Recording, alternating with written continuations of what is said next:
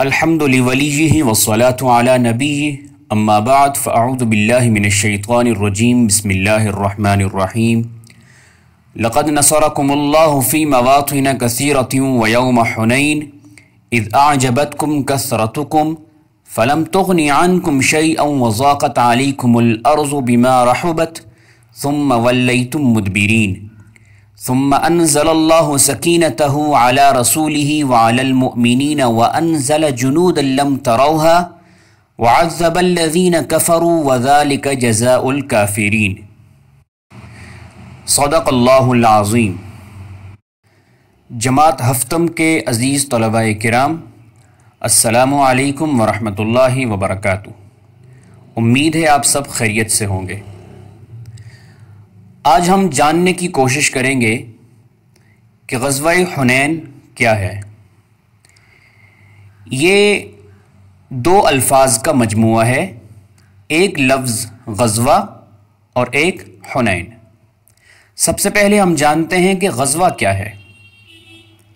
تو شریعت کی اصطلاح میں غزوہ اس جنگ کو کہا جاتا ہے جس میں رسول اللہ صلی اللہ علیہ وسلم نے ذاتی طور پہ یعنی بنفس نفیس خود شرکت فرمائی ہو۔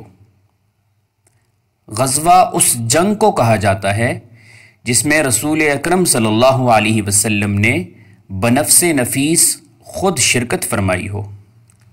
حنین ایک گھاٹی کا نام ہے جو مکہ اور طائف کے درمیان ہے اور مکہ مکرمہ سے 30 میل کے فاصلے پر واقع ہے۔ لہٰذا آسان الفاظ میں غزوہ حنین ہم یوں کہہ سکتے ہیں کہ وہ جنگ ہے جو کہ حنین کے موقع پر یعنی حنین کے مقام پر لڑی گئی اور رسول اکرم صلی اللہ علیہ وسلم نے ذاتی طور پر اس میں خود شرکت فرمائی۔ اب ہم جانتے ہیں غزوہ حنین کا پس منظر۔ غزوہ حنین کیوں پیش آیا؟ سن 8 ہجری میں فتح مکہ ہوتا ہے۔ جب مکہ فتح ہو جاتا ہے تو دور دراز تک یہ خبر پھیل جاتی ہے کہ مسلمان جو ہیں وہ ایک جنگوں کی صورت میں فتوحات کا ایک نئے سلسلہ شروع کر چکے ہیں۔ لہٰذا کچھ قبائل میں کھلبلی مچ جاتی ہے اور وہ یہ سمجھتے ہیں کہ اس سے پہلے کہ رسول اکرم صلی اللہ علیہ وسلم ہم پر حملہ کریں، ہم پہلے ہی سے ان پر حملہ کرنے کی کوشش کر لیتے ہیں اور ان پر چڑھائی کرتے ہیں۔ اس بات کو سامنے رکھتے ہوئے بنو حوازن اور بنو ثقیف، یہ حنین کی وادی میں رہنے والے دو بڑے قبیلے تھے، بنو حوازن اور بنو ثقیف، انہوں نے دوسرے قبائل کو ساتھ ملا کر ایک لشکر تیار کیا جس کی تعداد 4000 تھی۔ رسول اکرم صلی اللہ علیہ وسلم کو جب اس خبر کی اطلاع ہوتی ہے تو وہ اس خبر کو ایسے ہی نہیں کہ پیچھے چل پڑتے ہیں بلکہ اس کی تصدیق کے لیے اپنے ایک صحابی کو بھیجتے ہیں کہ یقیناً ایسا ہے۔ تو وہ صحابی جب واپس آتے ہیں تو تب حضور اکرم صلی اللہ علیہ وسلم اپنے تمام صحابہ کرام کے ساتھ مکہ میں ہی مقیم تھے۔ رسول اکرم صلی اللہ علیہ وسلم کے ساتھ صحابہ کرام کی تعداد جو مدینہ منورہ سے مکہ کو فتح کرنے کے لیے نکلے تھے تقریباً 10,000، اور جب تصدیق ہو جاتی ہے کہ بنو حوازن اور بنو ثقیف جو ہیں وہ ایک بہت بڑے لشکر کے ساتھ مسلمانوں پر حملہ کرنے کا ارادہ رکھتے ہیں، تو حضور علیہ الصلاۃ مکہ سے حنین کی طرف اسی لشکر کو لے کر نکلتے ہیں۔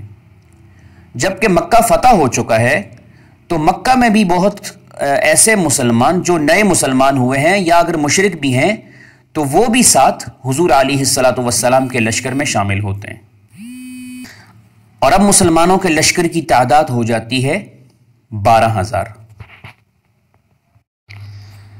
رسول اکرم صلی اللہ علیہ وسلم اپنے اس لشکر کو لے کر مکہ سے جب حنین کی طرف نکلتے ہیں، مسلمانوں کے اندر یہ بات شروع ہو جاتی ہے کیونکہ ہماری تعداد بہت زیادہ ہے، اتنا بڑا لشکر مسلمانوں کے پاس پہلے کبھی نہیں تھا. 12,000 کا لشکر بہت زیادہ تھا، تو ان کے اندر جو ہے وہ غرور اور تکبر کی فضا پیدا ہو جاتی ہے، اور کچھ حضرات کی یہ رائے ہوتی ہے کہ اب تو ہم غالب ہی ہو سکتے ہیں کیونکہ اتنا بڑا لشکر ہے، اب ہمیں کوئی مغلوب نہیں کر سکتا. جب حضور علیہ الصلاۃ والسلام تک یہ بات پہنچتی ہے کہ صحابہ کرام میں سے کچھ لوگ ایسے ہیں جو اپنے کثرت کی بنا پر اظہار تکبر فرما رہے ہیں، تو حضور علیہ الصلاۃ والسلام پر یہ بات بہت گراں گزرتی ہے. حضور علیہ الصلاۃ والسلام حنین کے سفر پر ہی تھے کہ شام کے وقت ایک سوار آتا ہے اور حضور علیہ الصلاۃ والسلام کو یہ اطلاع دیتا ہے کہ بنو حوازن اپنی عورتوں، بچوں اور مال مویشیوں سمیت اپنے گھروں سے نکل چکے ہیں. یہ سن کر حضور صلی اللہ علیہ وسلم مسکراتے اور فرماتے ہیں انشاءاللہ وہ سب کل ہمارا مال غنیمت بنے گا. لہٰذا 10 شوال المکرم سن 8 ہجری کی رات رسول اکرم صلی اللہ علیہ وسلم وادی حنین پہنچتے ہیں.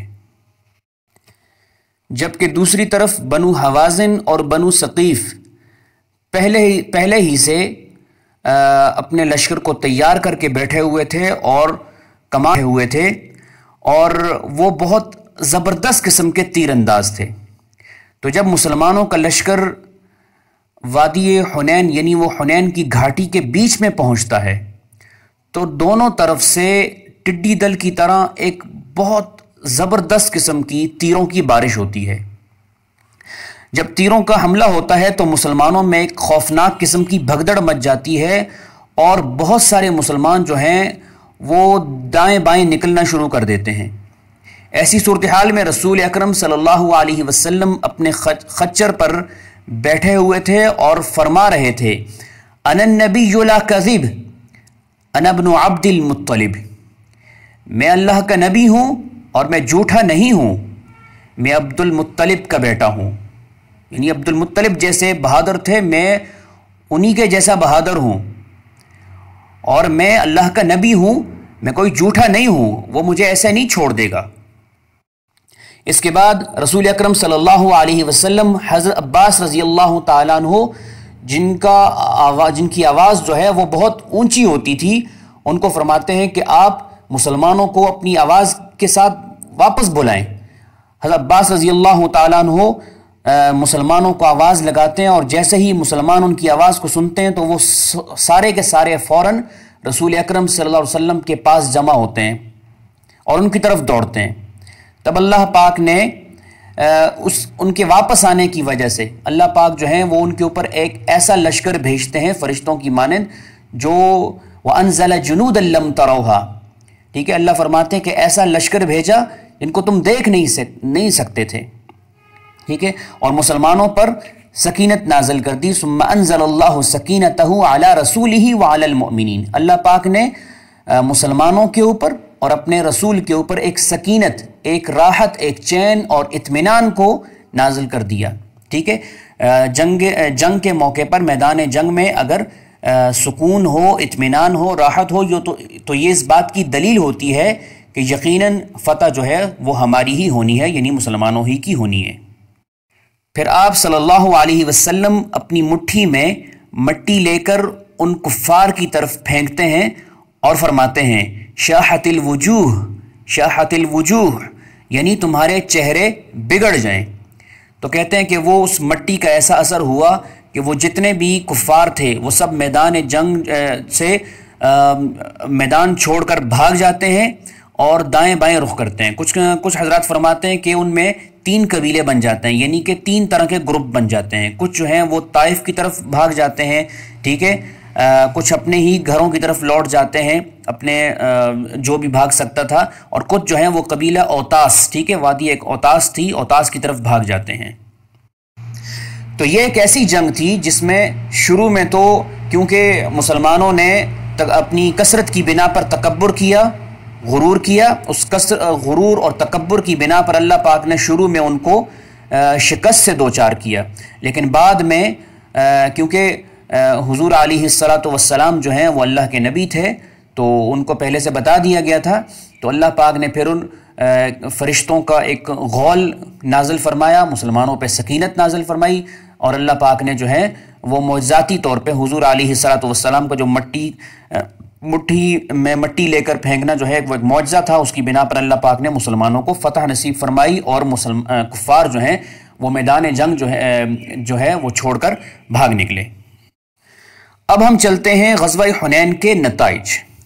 تو غزوہ حنین کے نتیجے میں مسلمانوں کے پاس بہت سارا مال غنیمت اکٹھا ہوتا ہے۔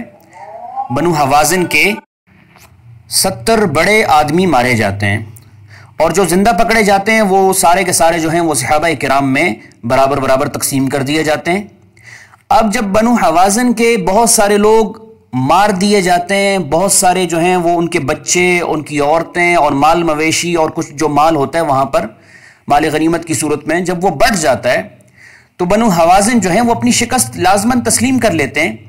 تو وہ اپنی سفارش کے لیے حضرت حلیمہ سعدیہ رضی اللہ تعالیٰ عنہ کو حضور علیہ الصلوۃ والسلام کے پاس بھیجتے ہیں۔ حضرت حلیمہ سعدیہ رضی اللہ تعالیٰ عنہ جب حضور کے پاس سفارش کے لیے آتی ہیں تو حضور علیہ الصلوۃ والسلام ان کے لیے اپنی چادر کو بچھاتے ہیں اور ان کے لیے کھڑے ہو جاتے ہیں۔ تو صحابہ کرام حضور سے کہتے ہیں کہ آپ ایسا کیوں کر رہے ہیں؟ تو حضور علیہ الصلوۃ والسلام فرماتے ہیں ہی امی، یہ میری ماں ہیں۔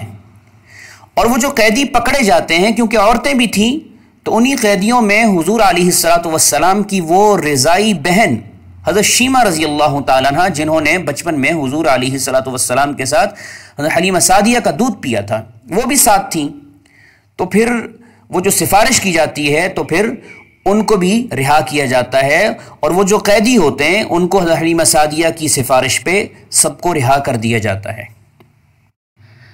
اب جب دوسری طرف کفار یہ منظر دیکھتے ہیں کہ ہم نے خود مسلمانوں پہ جنگ مسلط کی، اور نتیجہ یہ ہوا کہ مسلمان جنگ جیت بھی گئے، اور سارا کا سارا مال غنیمت جو مال تھا لوٹا ہوا تھا تو وہ بھی واپس کر دیا، ہمارے قیدی بھی واپس کر دیا، تو یہ سارا منظر جو ان کی آنکھوں کے سامنے ہو رہا ہوتا ہے تو وہ یہ دیکھ کر مسلمان ہو جاتے ہیں۔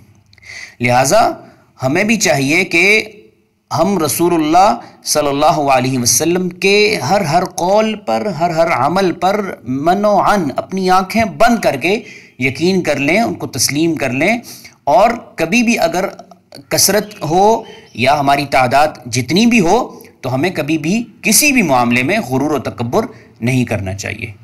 السلام علیکم ورحمۃ اللہ وبرکاتہ۔